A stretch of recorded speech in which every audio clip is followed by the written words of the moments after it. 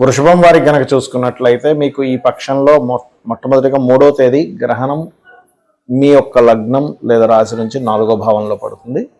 దీని మూలంగా మీరు తీసుకోవాల్సినటువంటి జాగ్రత్త ఏమిటి, అదేవిధంగా మిగతా గ్రహాల యొక్క స్థితి అంటే లాభస్థానంలో శుక్రుడు, శని, రవి మనకి 14వ తేదీకి వస్తున్నాడు. అదేవిధంగా 2వ స్థానంలో గురువు, దశమ స్థానంలో కుజరాహులు ఉన్నారు.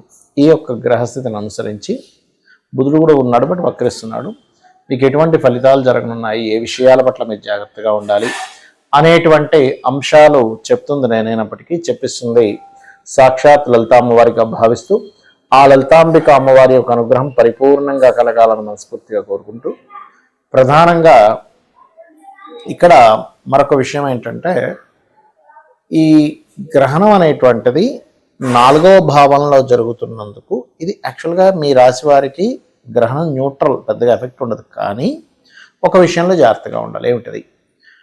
ఏదైనా ఒక ప్రాపర్టీ తీసుకుంటున్నారు లేదా కన్స్ట్రక్షన్ స్టార్ట్ చేస్తున్నారు, ఆ యొక్క అంశంలో చాలా జాగ్రత్తగా నిర్ణయం తీసుకోవాలి. ఇక 2వ విషయం ఏమిటి అంటే తల్లిగారి ఆరోగ్య విషయంలో అండ్ చిన్నపిల్లలకు కాస్త ఎడ్యుకేషన్ విషయంలో కాస్త కాన్సన్ట్రేషన్ చేయలేకపోవడము. మనస్థానంలో గ్రహణం జరుగుతుంది కాబట్టి మానసికంగా కొంత స్ట్రెస్ అవ్వడం జరుగుతూ ఉంటుంది. కాకపోతే మీకు 2వ స్థానంలో గురువు ఉన్నాడు కాబట్టి కొంత ఫైనాన్షియల్ గ్రోత్ ఇస్తాడు అక్కడ, ఎంత ఆ లగ్నానికి పాపైనా కూడా. అదేవిధంగా లాభస్థానంలో ఉండేటువంటి శని భగవానుడు కూడా మంచివాడే, లాభశని మంచిదని చెప్తూ ఉంటారు. అంటే మన ఎఫర్ట్స్కి ఫలితాలు కూడా వస్తూ ఉంటాయి. అయితే ఇక్కడ దశమ స్థానంలో కుజుడు, రాహు ఉన్నందుకు కొంచెం ఉద్యోగ సంబంధించినటువంటి విషయంలో ఏదైతే కెరియర్లో మనకి జాబ్ చేస్తూ ఉంటామో అక్కడ కొంత ఘర్షణ వాతావరణం ఉంటూ ఉంటుంది, వర్క్ స్ట్రెస్ ఎక్కువగా ఉంటూ ఉంటుంది. దానికి మీరు ఏం చేయాలంటే నవగ్రహాల్లో పర్టికులర్గా కుజుడు, రాహు గ్రహాల దగ్గర దీపారాధన చేయండి. అలాగే కాస్త మరీ ఎక్కువ కెరియర్ పరంగా ఎక్కువ స్ట్రెస్ ఉందనుకునేటువంటి వారు గ్రహణ సమయంలో ఓం మాణిక్య మకుటాకార జానుద్వయ విరాజితాయ నమః. ఎందుకంటే దశమంలో 2 పాపగ్రహాలు ఉండడం కెరియర్కి ఒక రకంగా చెప్పాలంటే పాజిటివ్ ఇస్తుంది. At a same time career విషయంలో స్ట్రెస్ కూడా పెరుగుతూ ఉంటుంది. కాబట్టి ఈ యొక్క విషయంలో జాగ్రత్తగా ఉండాలి. అదేవిధంగా ఏదైనా పుణ్యక్షేత్ర దర్శనాలు చేసుకోవడము, విష్ణు సహస్రనామాలు శ్రవణం చేయడం, పఠనం చేయడం కూడా మంచిదే చెప్పాలంటే. ఇక సంతాన సంబంధించిన విషయంలో కూడా అనుకూలతలు బాగుంటాయి. సంతానాన్ని కాస్త విదేశాలకు పంపించాలనుకుని మళ్ళీ కొంత క్యాన్సిల్ చేసుకోవడం, వద్దులే అనుకోవడం, ఇట్లాంటివి కూడా కొన్ని జరుగుతాయి ఈ యొక్క పక్షంలో ప్రధానంగా మీకు. ఇక మరొక విషయం ఏంటంటే ఎట్టి పరిస్థితుల్లో కూడా ఈ 40 డేస్ అంటే మార్చి 3వ తేదీ నుంచి ఏప్రిల్ 13వ తేదీ వరకు, ఇందాక నేను మొదట్లో చెప్పినట్టుగా మానసిక విషయంలో అంటే ఒక్కోసారి మనస్తాపాన్ని చెందుతూ ఉంటుంది. అందుకని మనసుకి దేనికి మనసును తీసుకోకండి. తల్లిగారి ఆరోగ్యము, ఎడ్యుకేషను మరియు ప్రాపర్టీ కొనుగోలు చేయడం కానివ్వండి, లేదా ప్రాపర్టీ సంబంధించింది ఏదైనా కన్స్ట్రక్షన్ కానివ్వండి. కొంతమంది అడుగుతూ ఉంటారు, ఏమండి మాది ఆల్రెడీ ఉన్న ప్రాపర్టీ పైన ఇంకో ఫ్లోర్ వేసుకుంటాం, అది కూడా చాలా జాగ్రత్తగా డీల్ చేసుకోవాలి. ఏదో ఆటంకాలు వస్తూ ఉంటాయి కాబట్టి ఇవి చేయండి, అన్ని విధాలా మీకు బాగుంటుంది. ఇక్కడ గ్రహణము ఏర్పడుతున్నందుకు మీరు అసలు ఎటువంటి దానాలు ఇవ్వాలి, అసలు ఒక్కొక్క సమస్యకి ఒక్కొక్క మంత్రం ఏం చేసుకోవాలో చెప్తారు. ప్రధానంగా దానం ఇవ్వవలసినటువంటివి ఏమిటి, ఇందులో 2 రకాలు. ఒకటి ఎవరికి వారిచ్చుకుంటారు, లేదా ఒక్కొక్కసారి సంతానం ఎక్కడో దూరంగా ఉన్నప్పుడు వాళ్ళ పిల్లల కోసం ఇస్తారు, అలా కూడా ఇవ్వచ్చు, తప్పేం లేదు. అయితే బియ్యము 1 కేజీంబావు బియ్యము, కేజీంబావు ఉలవలు, కేజీంబావు మినుములు, గోధుమలు, నువ్వులు, ఈ 5 పదార్థాలు ఇవ్వండి ముఖ్యంగా. మరియు దీంతోపాటు మీరు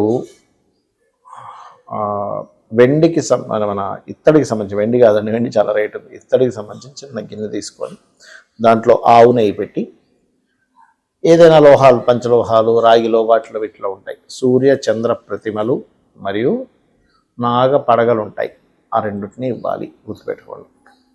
ఇంకా తీవ్రంగా దోషం ఎవరికైనా ఉంది అనుకుంటే కనుక గోశాలకు వెళ్ళి గోవుకి సేవ చేయడం, గోవుకి ఏదైనా తినిపించడం, రామాయణ మహాభారతాలు లాంటివి వినడం, చదవడం చేస్తే మంచిది.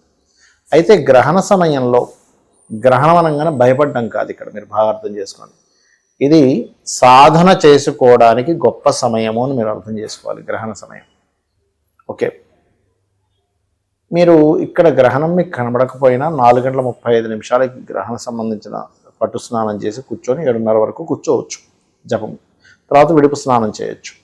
అయితే ఇక్కడ ఏంటంటే మీకు ఎటువంటి సమస్య ఉంటే, ఎటువంటి నామం చేసుకోవాలనే దాని మీద ఉంటుంది. ఇప్పుడు చూడండి, ఎవరైనా సరే వాళ్ళు ఎదగలేకపోతున్నారు అని ఉంటుంది లైఫ్లో. అలాంటప్పుడు మీ లగ్నం పాడైందని అర్థం. అలాంటప్పుడు శ్రీమాత్రే నమః బ్రహ్మాండంగా మంచి ఫలితం ఇస్తుంది, రక్షణ కలుగుతుంది అమ్మవారు.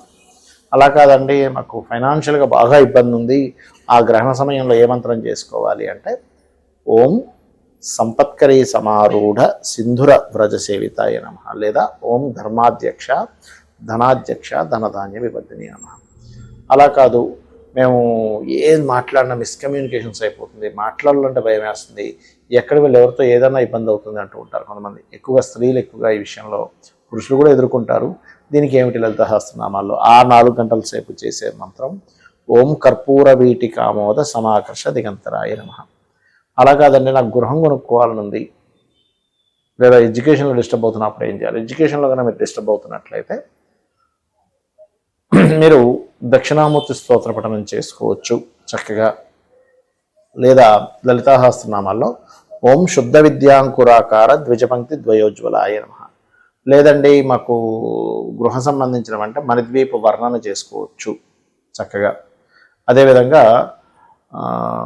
సంతానం కోసం ఇబ్బంది పడుతున్నటువంటి వారు శ్రీమాత్రే నమః అని, లేదా మనకి దిగంబర శ్రీ పాదవల్లభ దిగంబర అనే మంత్రం చేసుకోవచ్చు. రుణరోగ శత్రువులు ఎక్కువగా ఉన్నాయి, ముఖ్యంగా రుణబాధలు ఎక్కువ పడుతుంటారు, ఓం అపర్ణాయే నమః. అయితే ఇక్కడ ఏంటంటే ఓం అపర్ణాయ నమఃతో పాటు ఓం సంపత్కరీ సమారూఢ సింధుర వ్రజ సేవితాయ నమః కలిపి చేస్తే ధనము వస్తుంది, రుణము తీరుతుంది.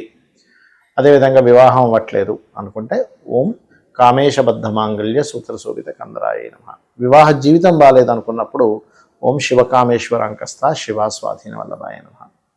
అలా కాదండి, అపమృత్యు దోషాలు ఉన్నాయి, చంద్రశేఖర అష్టకం చేసుకోండి, అంతసేపు అద్భుతమైనటువంటి యోగం కలుగుతుంది, గండాలు తొలగిపోతాయి, అపమృత్యు దోషాలు పోతాయి, ఆయుష్ పెరుగుతుంది. అలా కాదు, పనులన్నీ ఆగుతున్నాయండి అనుకున్నప్పుడు అష్టమీ చంద్ర విభ్రాజ అలిక స్థల శోభితాయ నమః అని చేసుకోండి.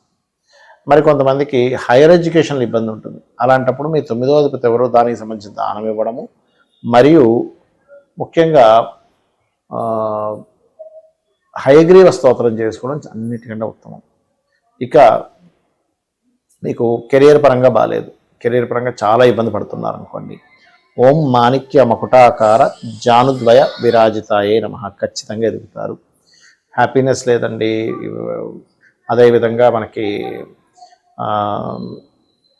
బిజినెస్లో ఎదగలేకపోతున్నాను, ఒక్క సక్సెస్ కూడా లేదు అని బాధపడేటువంటి వారు ఈ గ్రహణ సమయంలో ఓం ఇంద్రగోప పరిక్షిప్త స్మరతోనా భజంగికాయే నమః అని మంత్రం చేసుకోండి. ఈ నామాలు ఏవైతే ఉన్నాయో అపౌరుషములు అంటారు. మనం ఈరోజు చేసేటువంటి మంత్రం అంటే గ్రహణం రోజు చేసేటువంటి మంత్రం ఏదైతే ఉంటుందో అది ఖచ్చితంగా ఒకసారి చేస్తే 1000 సార్లు ఫలితం ఉంటుంది. కాబట్టి 1000 సార్లు అంటే ఏమిటి, మామూలు విషయం కాదుగా. 1000 రోజులు అనుకోండి, బహుశా అంటే 3 సంవత్సరాలు. 3 సంవత్సరాల పాటు మీరు 4 గంటలు చేసినటువంటి ఫలితం. 4 గంటల సేపు గ్రహణం చేయడం మామూలు విషయమా? అదొకటి చెప్తారు శాస్త్రంలో. రెండవది పునశ్చరణ, అంటే మీరు గతంలో ఒక మంత్రం చేశారు, ఆ మంత్రాన్ని పదే మళ్ళీ అంత జపము చేసిన ఫలితం. అంటే కొన్ని లక్షలు చేసిందా అనుకోండి, ఈ సమయంలో చేసినటువంటి ఫలితం అన్ని లక్షలు చేసిన ఫలితం వస్తుంది అని దాని యొక్క అర్థము. కాబట్టి ఇది చెయ్యండి. మరియు ఇక్కడ మీకు ఏదైనా సమస్య బాగా తీవ్రంగా ఉంది, అది ఏ భావానికి సంబంధించిందని చూసుకొని ఆ గ్రహం మీ జన్మజాతకంలో అక్కడ ఏదైతే గ్రహం ఉందో ఆ గ్రహానికి సంబంధించిన దానం ఇవ్వండి. అప్పుడు ఖచ్చితంగా ఏమవుతుందంటే ఆ యొక్క డిస్టర్బెన్సెస్ అనేవి పూర్తిగా తగ్గిపోవడం జరుగుతుంది. ఇది ప్రధానంగా గుర్తుపెట్టుకోండి. ఒకటే ఏంటంటే గ్రహణం అనగానే ఏదో ఈ రాశి వారికి ఏదో అయిపోతుంది, ఆ రాశి వారికి ఏదో అయిపోతుంది కాదు. కొంచెం దాని ఎఫెక్ట్ ఉంటుంది, లేదా అపరకు పేర్లు అయిపోతామని కాదు.